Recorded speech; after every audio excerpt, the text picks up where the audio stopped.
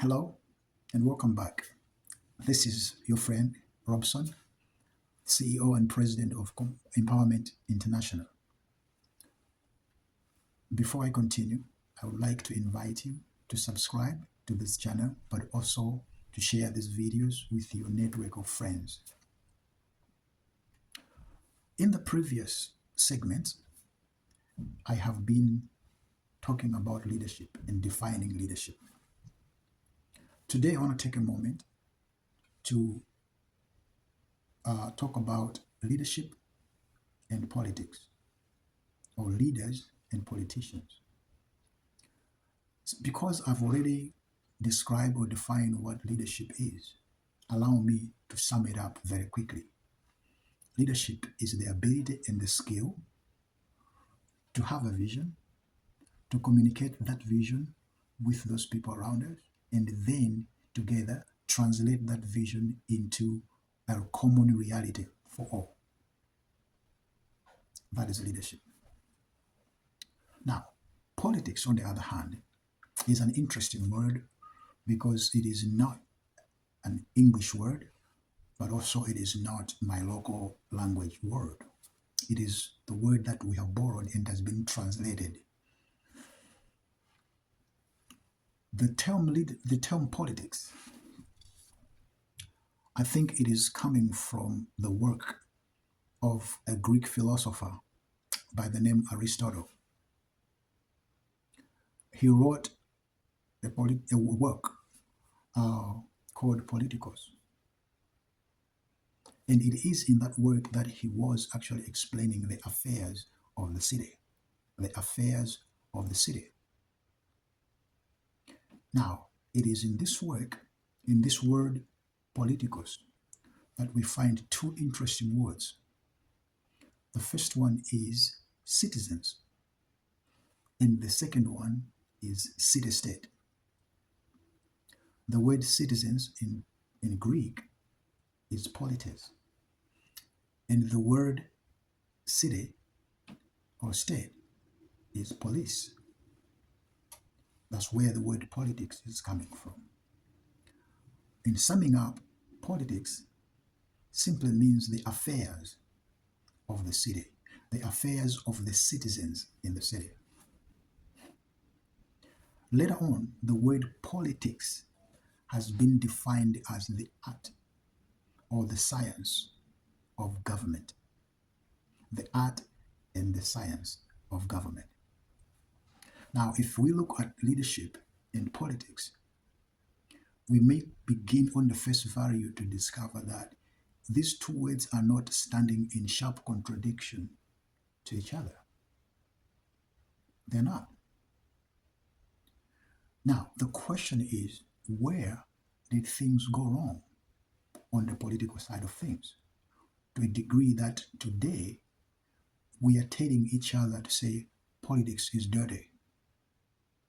Something went wrong.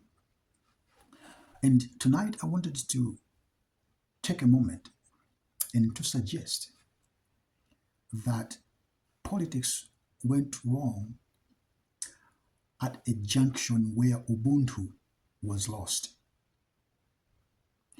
Politics went wrong at a junction where Ubuntu was lost. Let me explain that. Ubuntu is a concept that we belong to each other. I am not an island. That's one. But also two, Ubuntu rests on the fact that, or acknowledges that, as people, we are created in the image of God, in the likeness of God. Therefore, we are equal. That's actually what Ubuntu rests on. Now, as I said, that politics went wrong at the junction where Ubuntu was lost. Where did we lose Ubuntu? Ubuntu was lost when humanity began to work on classes. We are better than you are. We know better than you do. That's when Ubuntu began to get lost. That's the junction. Let me give you an example.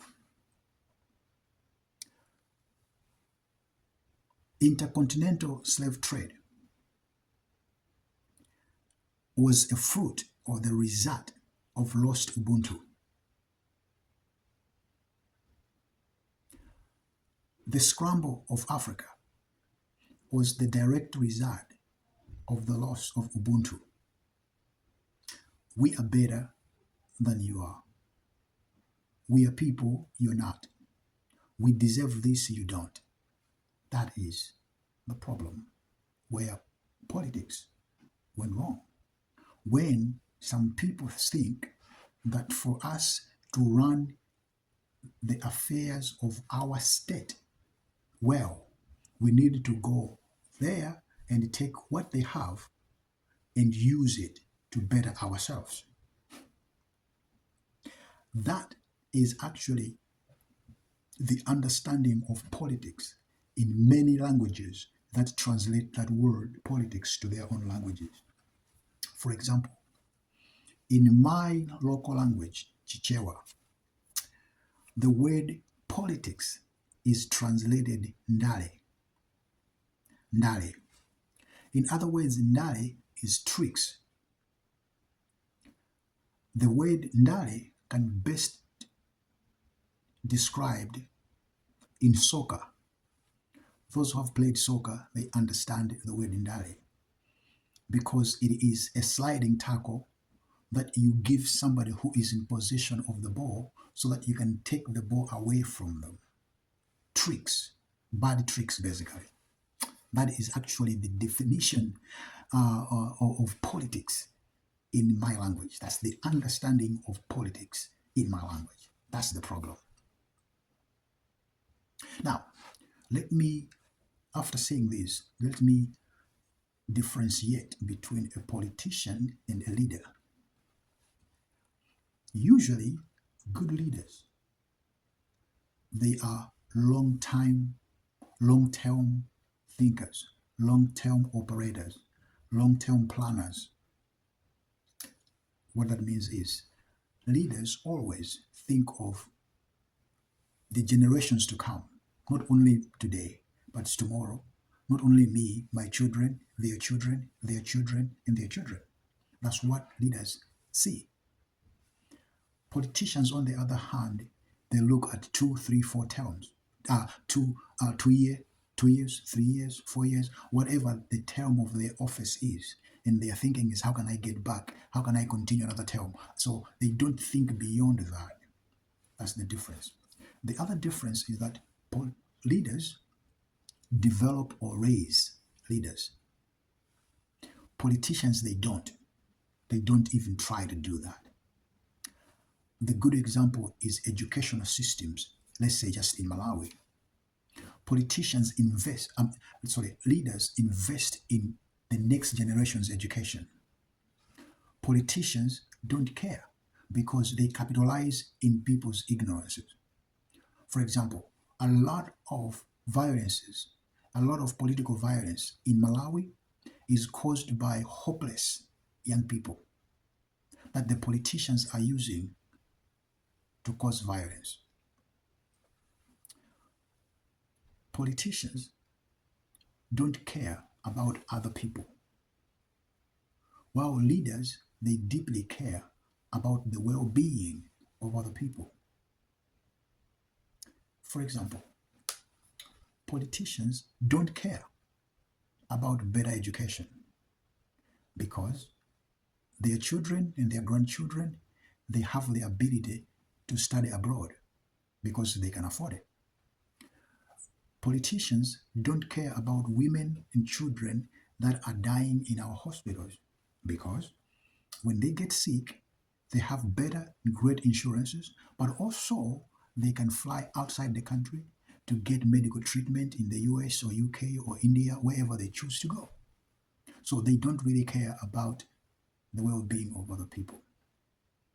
Let me finally give you 2 examples of good leaders, and I'll let you pick bad politicians that you know so that I can be safe. A very good example of a leader is Reverend Dr. Martin Luther King Jr., an American civil rights activist who made a speech, mountaintop speech, where he said, I've been allowed to be to the mountaintop. I've seen the other side. I know I may not get there with you, but we as the people will get there. Martin Luther said that. Not too long then after that, he was killed. Fast forward decades later, President Barack Obama, a black man in America, became the president and occupied the White House because somebody had a dream. That is leadership.